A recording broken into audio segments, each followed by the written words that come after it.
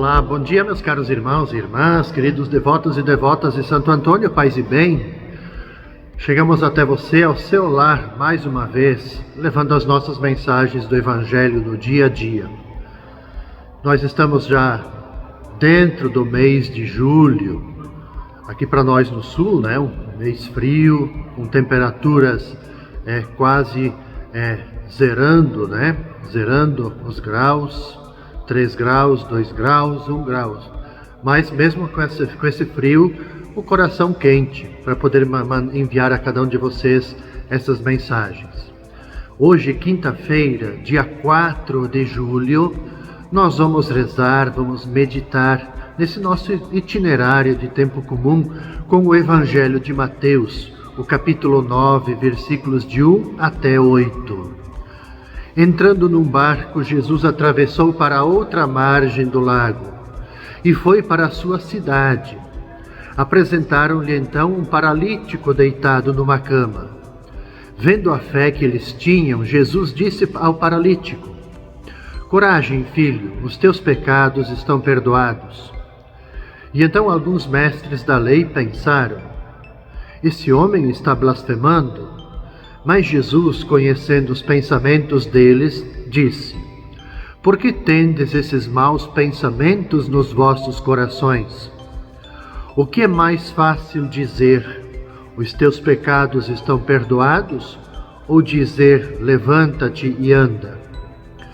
Pois bem, para que saibais que o Filho do Homem tem na terra poder para perdoar pecados, disse então o paralítico: levanta-te, pega a tua cama e vai para a tua casa.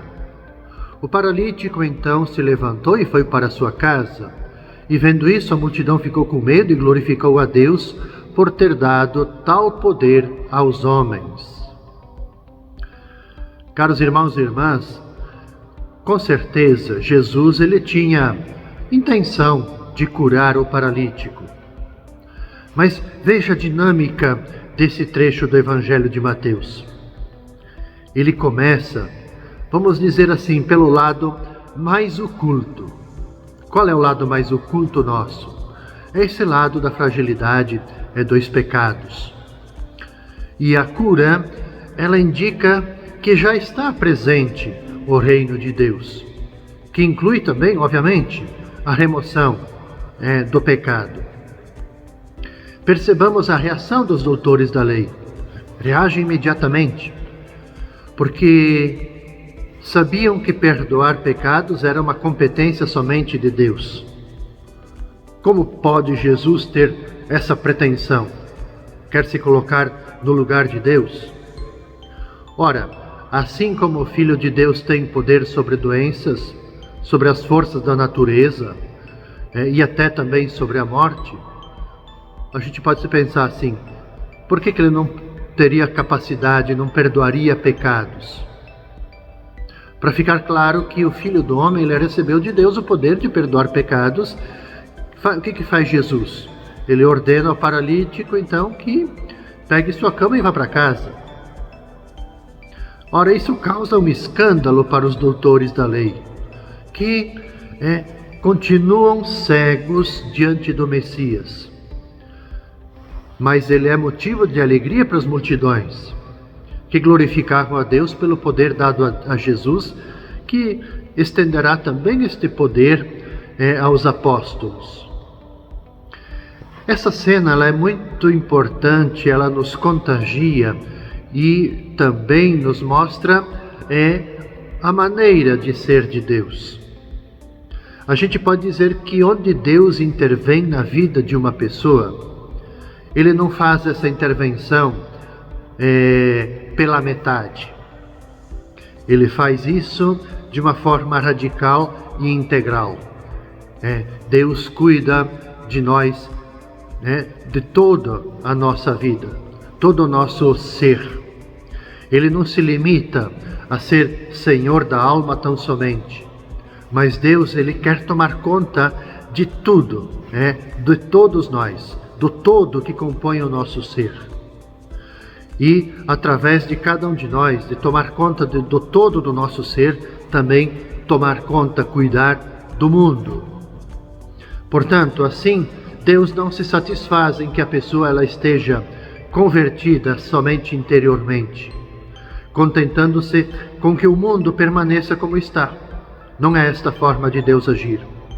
O perdão dos pecados, ele só é real ali onde a causa e as consequências do pecado, elas também são eliminadas. Na sexta-feira, no dia 5 de julho, a gente reza, a gente medita com Mateus, capítulo 9, versículos de 9 até 13. Jesus viu um homem chamado Mateus sentado na coletoria de impostos e disse-lhe: "Segue-me." Ele se levantou e seguiu a Jesus. E enquanto Jesus estava à mesa em casa de Mateus, vieram muitos cobradores de impostos e pecadores e sentaram-se à mesa com Jesus e os seus discípulos. Alguns fariseus viram isso e perguntaram aos discípulos: "Por que o vosso mestre come com os cobradores de impostos e pecadores?" Jesus ouviu a pergunta e respondeu: "Aqueles que têm saúde não precisam de médico, mas sim os doentes. Aprendei, pois, o que significa quero misericórdia e não sacrifício. De fato, eu não vim para chamar os justos, mas os pecadores." É um trecho de Mateus que é por demais conhecido da gente. É aqueles que têm saúde, esses não precisam de médico, mas os doentes. Percebamos, caros irmãos e irmãs, que o autor do primeiro evangelho, Mateus, apresenta para a gente uma catequese sobre pecado e sobre reconciliação, unificando duas narrativas originariamente diferentes. Uma sobre a vocação de Mateus e outra sobre a discussão suscitada pelo comportamento de Jesus, que andava na companhia de pecadores e de publicanos. A vocação de Mateus ela é apresentada com duas pinceladas que resumem aquilo que é a essência. Diz o Evangelho que Mateus estava sentado à mesa dos impostos, seu local de serviço. E pelo que a gente sabe, ele era publicano. E depois, a sua obediência imediata à palavra de Jesus, que o manda segui-lo. Então, o centro de interesse do evangelista está na palavra exigente de Jesus: segue-me. O chamamento feito por Jesus tem o mesmo tom imperativo que Javé usara lá no Antigo Testamento. Por isso que, diante dessa chamada, desse tom exigente, era indiscutível e irrecusável o convite. E Mateus ele responde generosamente, com plena liberdade e obediência. Mas qual é a obediência? Não é uma obediência cega, é a obediência da fé. E a pergunta dos fariseus aos discípulos traduzia o escândalo e o descrédito que as más companhias de Jesus suscitavam naqueles bem-intencionados, aqueles que se consideravam certinhos. Por isso que a resposta de Jesus, ela é desconcertante. Por quê? Porque Jesus ele toca num ponto que mexe muito com a sensibilidade dos fariseus. Eles eram observantes da lei divina, eles eram muito críticos em relação aos que transgrediam a lei divina. Portanto, misturar-se com pecadores, no pensamento deles, correspondia a se afastar da antiga aliança. Muitos judeus religiosos, eles desprezavam os cobradores de impostos e consideravam eles pecadores. E o que faz Jesus? Ele chama para segui-lo justamente um desses, Mateus. E ainda mais, para demonstrar sua proximidade com os pecadores, Jesus faz refeição com eles. A gente diria assim que foi como cutucar uma colmeia de abelhas, ou cutucar a onça com uma vara curta. Todas as abelhas ficam ouriçadas quando a gente cutuca uma colmeia. Com língua afiada, a gente diz que os fariseus criticavam a atitude do mestre. E logo eles recebem a correção aos seus pensamentos mesquinhos, fechados e maldosos. Eu não vim chamar os justos, mas vim chamar os pecadores. Eu quero estar próximo, quero estar junto deles, para ajudá-los a fazer o itinerário de conversão, de mudança de vida.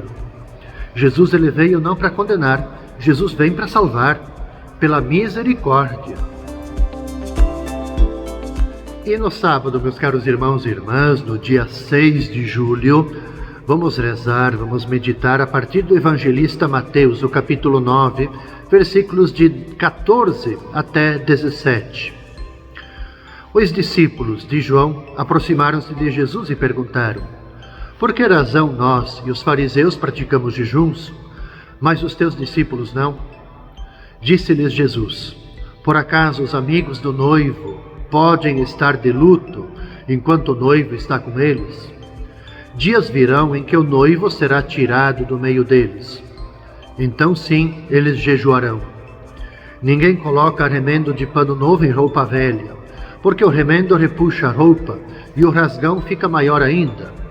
Também não se coloca vinho novo em odres velhos, senão os odres se arrebentam, o vinho se derrama e os odres se perdem. Mas vinho novo se coloca em odres novos, e assim os dois se conservam. À luz desse pequenino trecho de Mateus, a gente se poderia perguntar primeiramente, o que vem primeiro, jejum ou festa? Os discípulos de João Batista ficaram como que chateados com os discípulos de Jesus porque não seguiam a tradição, não jejuaram. O jejum, é bom que se diga isso, ele era um dos três grandes deveres religiosos, juntamente com a oração e a esmola. E Jesus deu uma explicação muito simples para isso. Qual é a explicação? Que há um tempo para jejuar e um tempo para festejar, ou então comemorar.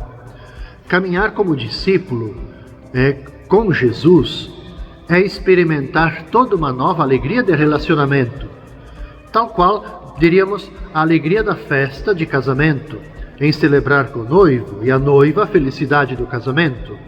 Todos nós, quando a gente é convidado para uma festa de casamento, a gente vai lá com alegria, a gente quer fazer festa por essa decisão, por esse caminho que os noivos estão percorrendo.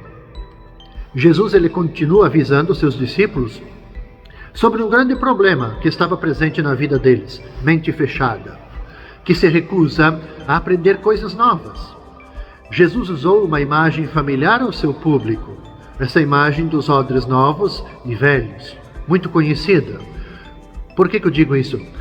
Nos tempos de Jesus, o vinho ele era armazenado em odres, não em garrafas como hoje. O vinho novo, derramado em peles, ainda fermentava. E os gases exerciam, então, dessa fermentação, eles exerciam pressão, davam pressão.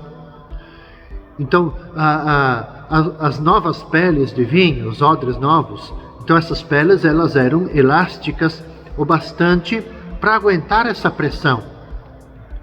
Mas peles velhas, os odres velhos de pele de vinho, eles explodiam facilmente. Por quê? Porque eram peles duras. O que Jesus então ele quer dizer com essa comparação? Que nós devemos por acaso rejeitar o antigo no lugar do novo? Não é isso. Jesus está dizendo que assim como há um lugar certo e um momento certo para o jejum e para o banquete, então existe um lugar certo para o velho e o novo. O Senhor ele nos dá sabedoria para que possamos fazer o melhor uso do velho e do novo. Ele não quer que a gente mantenha rigidamente o passado e seja resistente à novidade, à nova obra do seu Espírito Santo nas vidas da gente. Ele não quer que nós o recusemos.